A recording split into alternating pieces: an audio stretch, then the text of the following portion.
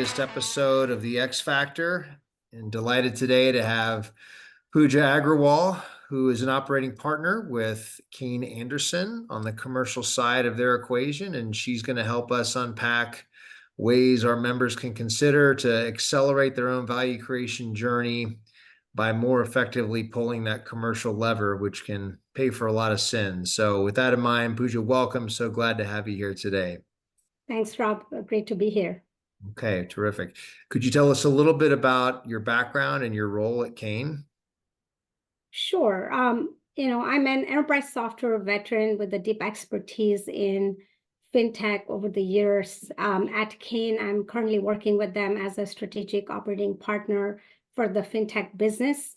Prior to that, I've held a variety of C-suite roles from CEO, general manager of a global business, chief revenue officer, and chief operating officer across startups, growth stage, and public companies of different sizes and scale. And what I'm really proud of is having led turnarounds of businesses from underperformance to hyper growth, which is where I really developed my superpowers in go-to-market and developing my playbooks in that. Today, I'm able to guide companies in their journeys of growth.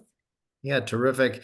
Every operating partner role is unique, as many of us know. What's the Kane Anderson iteration of being an operating partner? How do you spend a typical week or month of the life?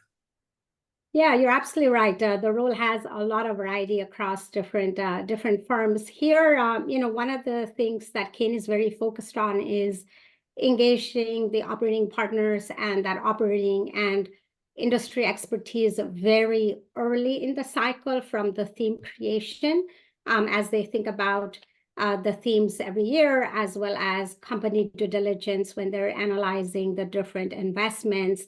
And then, of course, engaging with the companies, the leadership teams. So it's an engagement both with the Kane team, the investment team from very early parts of the cycle, as well as in the value creation process afterwards. Okay, terrific. And so you've been in a variety of different asset classes. You started your career in sort of Fortune 500, and you've been in PE, you've been in and around venture. How do you contrast private equity against some of those other asset classes? And what do you see as the biggest distinction? Sure. In my experience, the primary difference between venture, public, and PE companies is that the private equity companies, operate with a very clear investment thesis and monetization period, right? Mhm. So regardless of the type of business ownership, you have to be focused on driving performance and value in the business. However, in PE, the monetization period is typically 5 to 8 years, and it requires a lot of short-term focus on the EBITDA growth of the business and the alignment to the value creation plan, which can sometimes be a little bit less flexible. On the public, having said that, at the same time, you're also reporting the numbers to the Wall Street every quarter, and you have to be very mindful of the quarterly results. But there could be like more of an overall longer-term view of the business. So, at the end of the day, it really comes down to the size and scale of the business and the people involved. But those would be like maybe some of the differences across these companies of what I've seen. Mm-hmm. Yeah, I think what I've seen is that, of course, execution is important in all asset classes, but it seems to be at the forefront of private equity-backed businesses because, as you say, the investment thesis, although nuanced, is pretty clearly defined, very straightforward. There was an underwriting case. We're investing limited partner capital. They need that capital returned to them in a period of time that satisfies not just the MOIC requirement, but the IRR. So anything other than execution that you find is particularly helpful for the private equity-backed executives of the world? Yeah, so from an execution perspective, for some of the reasons that you've laid out, you really have to be in strong alignment with your PE sponsor, understanding that value creation plan, inside out. So you really are focused on driving the enterprise value, keeping really in mind again that you're working towards a monetization plan. And you really have to focus on both the short and long-term objectives. One of the things I like to say is, you have to be a tactical leader, really being strategic and tactical at the same time, right? So you need to obviously know the vision, strategy, communicate that, but hyper-focused on execution and be able to pivot and course correct very quickly as well when you need to do that. Because at the end of the day, a strategy without execution is just paper. So you really need to be focused on that and, delivering on the execution quarter over quarter and aligning with those goals and plans that are going to deliver on the value creation plan. Yeah, no doubt. And so that's a good segue into today's topic, which is, we'll mix in a little bit of a commercial angle, but it's a broader topic than that of how can executives best, and these are my terms, best leverage and use their private equity sponsor. Taking a step back, I think your general construct for those that haven't seen otherwise is you've got a private equity board of directors. They can be intimidating. They're certainly demanding. They're highly educated, super high IQ. They know their numbers and their analytics cold, and they are rather impatient when it comes to results. And that's a big shadow in which to operate for executives. And if they're not careful, they can shrink away from meeting their private equity firm as true partners. And so we're going to get into Pooja's insights into how our members who are running portfolio companies today can stop avoiding their boards, stop surviving them, and start truly using them as leverage to help drive that shared outcome. Is that a fair goal for today? Yeah, absolutely, right. And while sometimes when you describe the problem, it may seem obvious on the surface, I think reaching a true alignment can be non-trivial Mm-hmm. for all the different reasons that you stated.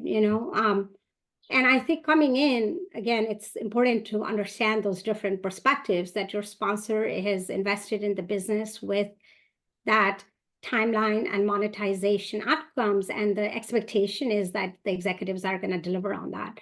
So for simplicity of our discussion, I think the one way I like to think about it is let's think of, what your P sponsor is thinking from the plan is the what and the when, right? What has to get done and by when. And company executives are typically focused on the what and the how, as well as implications on their people, culture, values, customers, so on and so forth. And sometimes they could sacrifice the when in the interest of the how. And we have to remember that all of this is important, right? What has to get done, how it gets done, and when it's getting done in the private equity world. So the best approach is to know that your sponsors bring a lot of experience to the table. They have access to a lot of resources in the network with other portfolio companies, operating resources, executive networks, so on and so forth. Strong financial background, while the executives bring strong operating background. So thinking about all of that, there might be playbooks in place, which can be very helpful to leverage to your advantage. So really think about that diversity of background, the knowledge and resources that they bring to the table, and how you can leverage that in different aspects of your business. And remembering that and aligning on the goals, both, when things are going well, as well as more importantly, I think if there are any challenges, can be very helpful to use that as a source of strength versus thinking about, it as a challenge. Mm-hmm. Because while you may not have complete freedom and autonomy, but when do you really have that? Right. So I think it's kind of, you need to think about the strengths and all of the value that you get, and really aligning and understanding of the goals and thinking of it as mutual goals and mutual success. Mm-hmm. Boy, that triumvirate of what, how, and when is essential. And anytime you take a model from two-dimensional to three, the complexity is exponentially harder.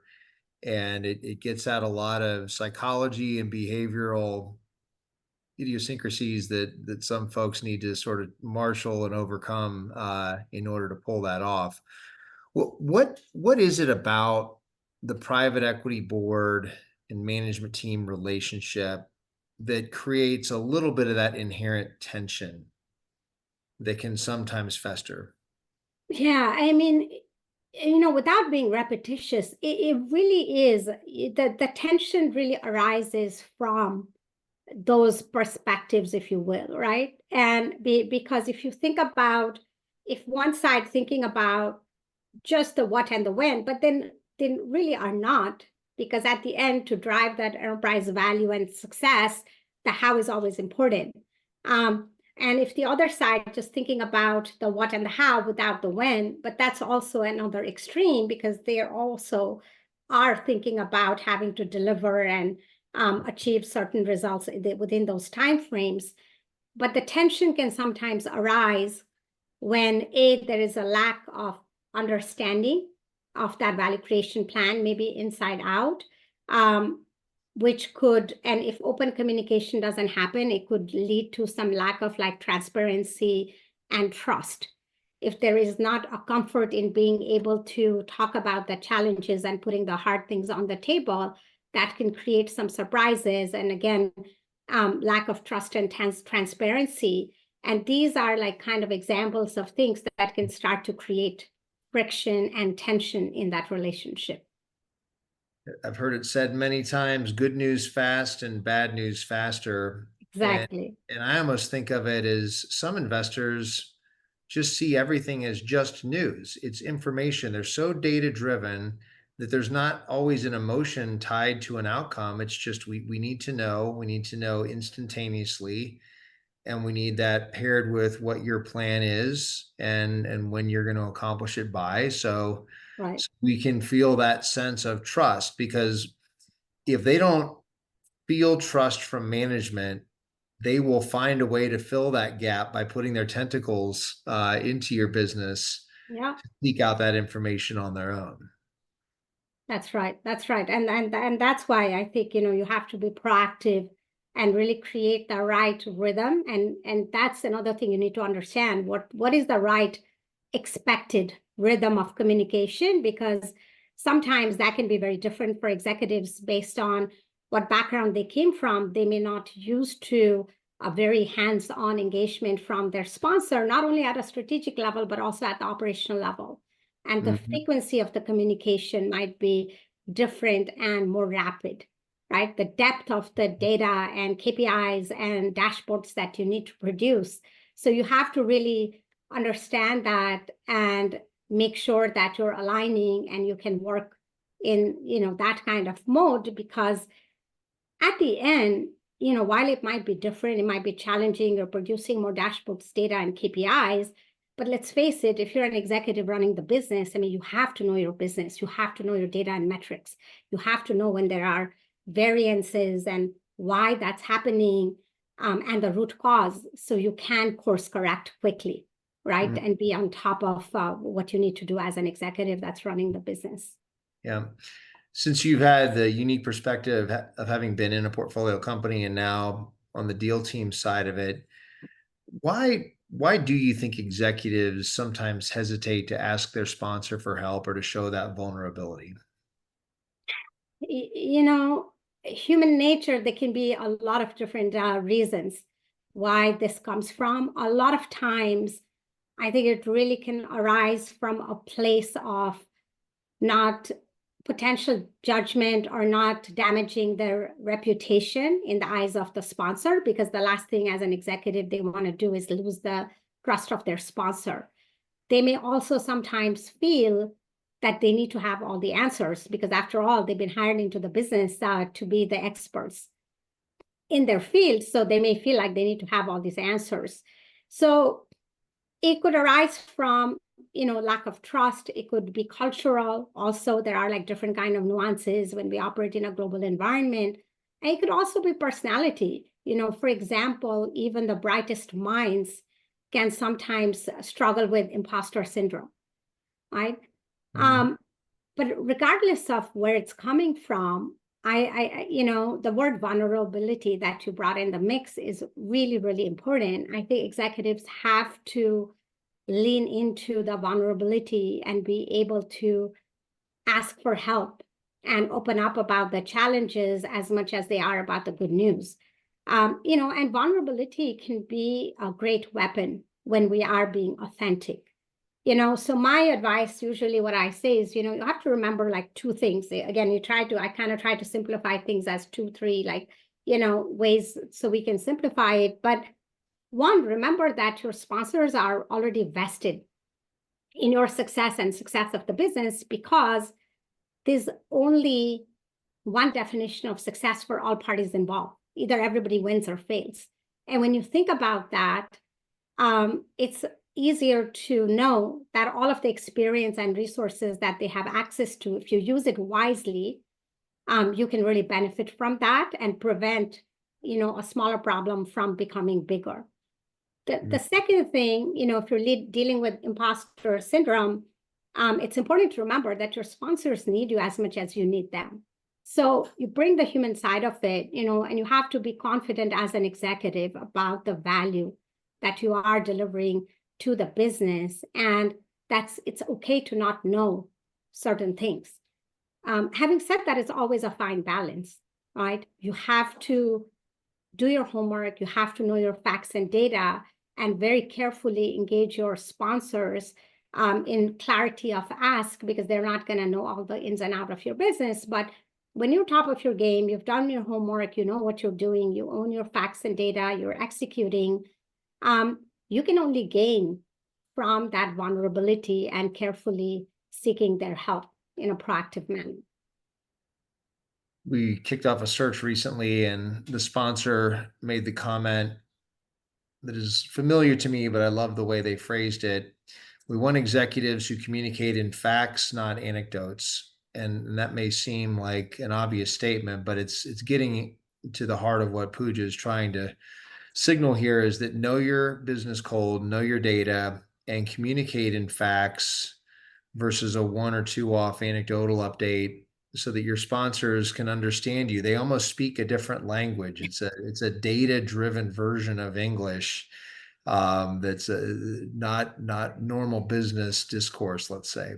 Yeah, and you have to remember, they are like amazing, right, at consuming large amounts of data and quickly finding those patterns and seeing the variances, which is like, I think it's a practiced skill, right? Even though they come from strong financial backgrounds, it's a practiced skill. And as an executive, yeah, you absolutely need to develop that skill if you don't already have it, to be successful in that environment. And I couldn't agree more on the importance of vulnerability. And I think sometimes people think of it as a new age word that somehow lacks toughness or other private equity centric. So another way to say it is have the courage to be yourself through authenticity, and the courage to seek help when you know you need it. Because the irony to me is everybody wants to remain gainfully employed and get to that all important liquidity event where the lion's share of proceeds are distributed in private equity. But by withholding information or being slow or not communicating in the manner that we're suggesting, people may think it's buying them time, but it's actually shortening their life cycle to being replaced. Yeah, absolutely. Couldn't agree more. Yeah. Okay. Any real world examples you've seen on your portfolio company teams that you've worked with either currently or in the past? We can change the names to protect the innocent, but good examples of where management has really leaned into this concept. Yeah, absolutely. A couple of examples that come to mind. One is of a CEO. This was a post-merger situation. So the CEO was dealing with plateaued growth in the business and really needed to inject some expansion quickly to be able to hit the financial growth targets of the business. So they did a very thorough build versus buy analysis and long story short, it was very clear that inorganic growth was really the only viable option for them at that time to be able to deliver on their results as well as keep up with the competitive pressures that they were facing. So they went with the acquisition, and while the business synergies were very, very strong, the cultural differences between the companies was significant, which led to a lot of challenges during the PMI, the post-merger integration step of the process. And the CEO did not have a lot of prior experience in this area, but he was clear that this had to go well, because it was just too big and too much where a risk could not be taken. So he proactively engaged the help of the sponsor by being, not to overuse the word, but really being vulnerable about the issues that he was facing in the business and seeking their guidance on how to carefully navigate the integration of the businesses, the products, the personalities, and at the same time, also minimizing the financial, reputational, or people risks, which were like very, very important. And having taken such an approach and being proactive and clear about the challenge he was facing and what help was needed, the CEO not only benefited from direct guidance of the sponsor, but also was able to leverage the operating resources that were involved in overseeing the integration. He was able to also lean in on some other CEOs of the portfolio companies in the sponsors network to get really practical advice from them, other executives in the network. And all in all, it really equipped the CEO in driving that integration to success and ultimately hitting the, not only just the financial goals, but also uniting the two teams towards that longer term common mission and common purpose. Well, I love it. There's so much there to unpack. So a couple thoughts come to mind that I'm curious if you have additional thoughts. Number one, look at the additional learning this individual gained, because they admitted what they didn't know. Now they've gone from someone who has been sort of newer to PMI initiatives and seeking those post-integration synergies and that all important cultural mingling of two somewhat disparate companies. And now when that company hits its liquidity event and that individual hits the market again, and now they've got a deep spike and a great case study that they can share. Isn't that amazing? Yeah, absolutely, right. And it's a pretty common case if you think about it. When you're looking at the value creation plan, it's pretty often that you're going to have to pull the M&A lever. In a business, you're not going to always be able to do what you need to do via organic growth. So it's a great skill to have in your belt. And to our audience, I want to really emphasize what Pooja is saying around, your sponsors want to know how they can help you. I've been in countless search kickoff meetings. Now I'm going to set aside an investment thesis of a roll up where there's just going to be dozens and dozens of M&A transactions. In those cases, we're always compelled to find people who've been there, done that on an M&A front. But in your typical thesis, that's organic growth complemented by 3 to 5 add-ons over a 6-year period. I hear this statement all the time. When I ask a client, do we really want to hold out for been there, done that integration experience? They say, well, if they have it, that's fine. But quote, we can provide leverage there. That's right. And that's not the only topic where they want to and can provide leverage. They don't need you to be end all be all C-suite leader. They just want you to be really good at getting things done in a timely manner. That's right. Yeah. Okay, good deal. So in addition to vulnerability, courage, sincerity, authenticity, when you think of your most potent executives who've done a great job managing up to their board, any other personality traits come to mind? Absolutely. Right. You have to be a multidimensional leader to succeed in these environments.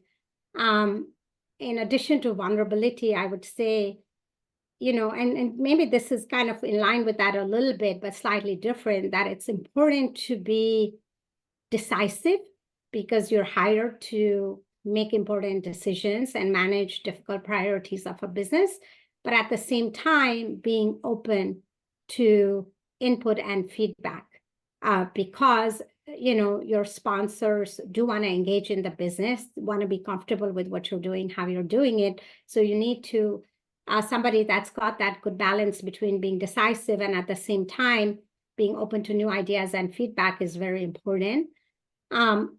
I talked a little bit about this early on, but I have to say this one, being that tactical leader, I think is very, very important, of knowing that you have to constantly think about strategic and tactical, because rapid execution and focus on execution is the most important thing, if you will. At the end, if we're not executing and delivering value, the rest doesn't matter, right? So that's extremely important. And the other thing I would say is being someone that can really lead through change. Again, when we think about the value creation plan and pulling the different levers, oftentimes there's a lot of change management that comes with it. And culture in organizations is set from the top. So you have to drive that mindset from the top and create an environment where the culture is such that people can thrive in the environment of constant change and innovation. Those are probably some of like the main ones, main traits, I would say, that can really set the course for executives to be successful. Well, I concur. There are so many dichotomies of seemingly opposing forces from a personality standpoint that need to be brought to bear. Yes, decisive, driven, ambitious, and confident, while at the same time being highly coachable and open to feedback, because a successful 3 to 5 or 7 year run in a portfolio company, you shouldn't just be transforming that business. The experience should transform you as a leader into that next iteration of who you can become. And we see too many executives being replaced who have reached some stasis, and whether it be lack of confidence or some other trait, they just aren't open any longer to trying to get better, and that's never going to work in private equity. Yeah, absolutely. Well, this is wonderful. I think if I'm to think back through what we're talking about here, your sponsors want you to want to engage with them. Yes, they may be tough and demanding, but they're only going to be more so if they sense any kind of gulf distance or opacity between you and your communication style. Let's stick with facts and be in full command of our business. Let's be well researched, but let's learn how to use our boards to advance our personal cause of a wealth creation event, as opposed to merely trying to survive a hold period with them as your governing body.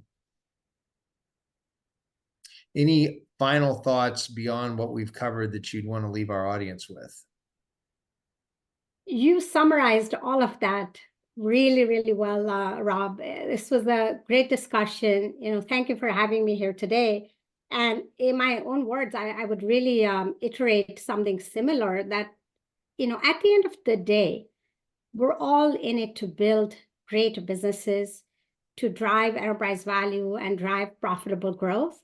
Sure, there can be conflicts, difference of opinions, and challenges, but there's a lot of strength around the table from that diversity of background, perspectives, and experiences. So if we focus on leveraging that to really, a meaningful outcome for everyone, we can not only achieve the success, but we can also have some fun along the way, which is important. Life is too short. So let's align with our partners, create that collaboration, open communication, and enjoy the journey as much as, we look forward to having a successful exit at the end of the day. I mean, so well said, because despite the demeanor of some deal teams, deep down inside, they want you to win. They don't want to face the uncertainty and ambiguity of an executive search to replace you. They don't want to have to report out to their LPs why there's a certain level of turnover among the C-suite. They want you to win, but we need to help our portfolio company executive colleagues do their part to meet their boards halfway. All in the Okay. balance. Pooja, thank you so much. Keep an eye out on the horizon, folks. This is a force of nature, and we'd like to have you back sometime if you're willing. Absolutely. My pleasure, Rob. Great seeing you. Thank you.